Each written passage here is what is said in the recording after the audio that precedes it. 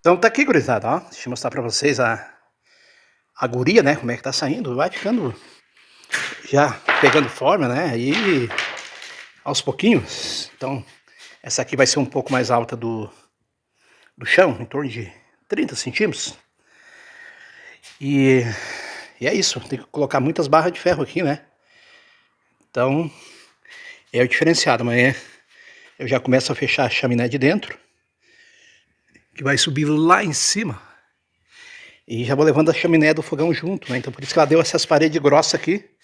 Porque naquela parede lá tem a chaminé do fogão que já tá subindo junto, então tem que ser padrão, né? Se é 20 aqui, é 20 ali, se é 30 ali, é 30 lá. Fica bonito. Então essa aí vai ser revestida com pedra Miracema. Vai ficar top demais, né? Chama nós pro brico aí, papai. 54981502429 para todo o Brasil. Tu que quer uma lareira, fogão campeiro, que tu quiser construir ou reformar, chama nós aí. Tá bom, gurizada? E é os guri.